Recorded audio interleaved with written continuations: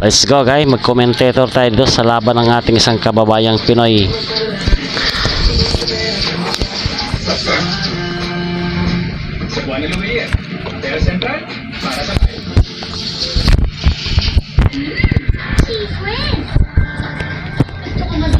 Okay guys, diretso na tayo sa round 5. Dalampasan na natin yung 1, 2, 3, 4, 5 na agad tayo. Tingnan mo yung kababayan natin.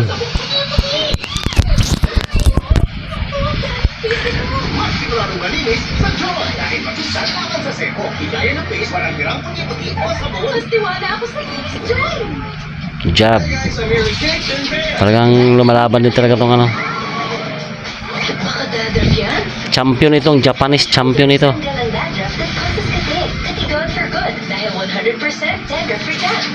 Oh, pumasok yung ano. Binubudigahan siya. Gumanti siya ng lip job.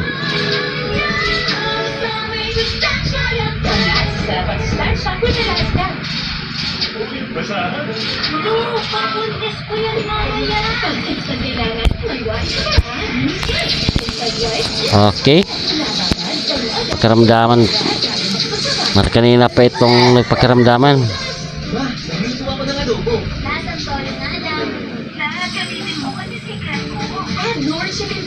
May sarap na manok, kaya masarap ang adobo. Masarap ko yan. Parang nandito ka lang ba? North. Ang programang ito. Grabe, di ko alam kung halos para sila takot manuntok ba? At gabay ng magulang ang kailangan.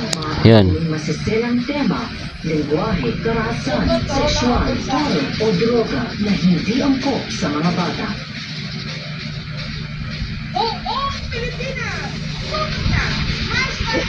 Puro counter lang ginagamit ng ating kababayan, no?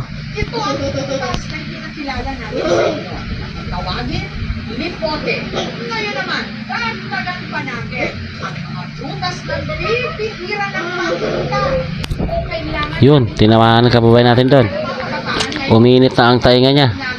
Oh, gumanti. Pignay ng tarla at pandan. O kung tawagin ng mga taga-Bicol, halang. Tuwing pag-inis, ang nasa 20 hektaryang lupain ito sa barangay San Miguel sa Batangas City. Nanunuyok at nagbibitak-bitak dahil sa sobrang init. Kaya ang tawag ng mga residente rito, desierto. Wala ka nakakita kung sariwa, puro dito. Yun. Tuwing pag-inis sa desierto, Hindi pa nakatama ng pinakamagandang suntok nito. ang panahon kung kailan nabubuhanan ang tumubo nitong mga puno na ang butas, instant kumikitang kabuhayan para sa kanila.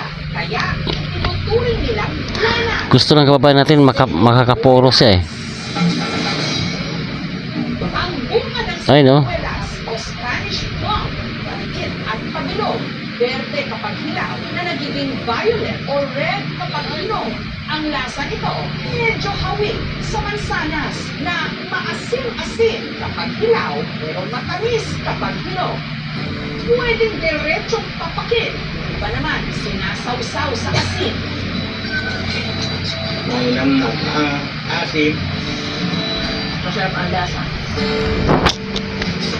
Si Rida, bata pa lang, nakahiligan ng kumain ng siniguelas. Ito sa amin, pagtag-araw, Okay. namumunga ang sinibulas. Oh, Kaya tinamaan siya ng straight sa kanan. makakaawat sa kanya sa pag-akyat sa puno nito. Ayun, mukhang natapos na yata ang laban dito. Rida, sumampa sa Isang suntok lang sa kanan. tsaka isa-isang sinungkit ang mga Talagang hinahanapan siya ng tsimpo. Ayun, oh. sa lansan. Inayaw na ng referee.